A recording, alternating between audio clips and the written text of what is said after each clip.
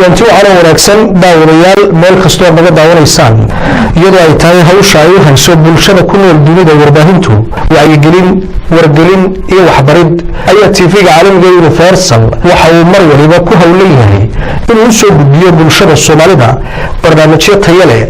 isla markaana xiiso geliya. haddaba waxaan idiin soo gudbin doonaa barnaamij aan idinka diyaarinay horumarka magaalada Burco ay samaysay sanadkeen ka soo gudubnay ee 2017 ee dhinacyada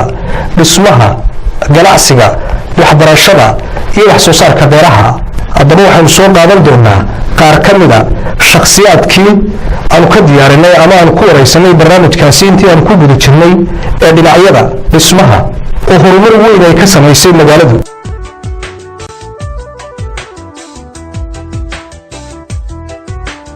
waxaan ka qayb qaateen horumarka gobolka Togdheer ka qayb qaadashada wax weeye dib u dhiska dalka xagga infrastructure-iska wadooyinka baliyada baraagaha soo saarka beeraha oo sanadkii ugu dambeeyay 50% aan kor u kacnay oo aan wax beernay runtii oo aan halkan ugu jirnaa in foreign countries waxyaabahan ay keenayaan ee koobiska ah uu dalku ka maarmo. ganacsiga oo horumar baaxad leh ay ka samaysay sanadkii aynu sagootinay magaalada Burco.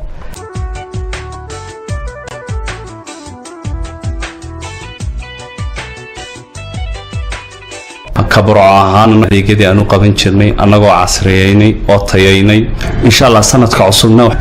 inaan keeni doono adeegyo cusub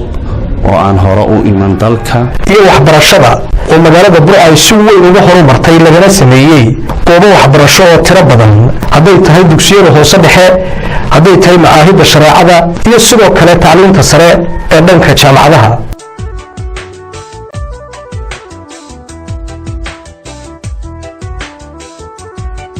waxaan lagu mahadnaqo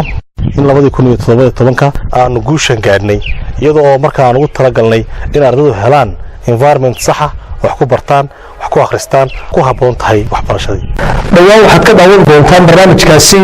TV-ga Universal ee Hamuudanida waxaana barnaamijkeedu la socodsiin doona anigoo Cabdi Maxamed Boos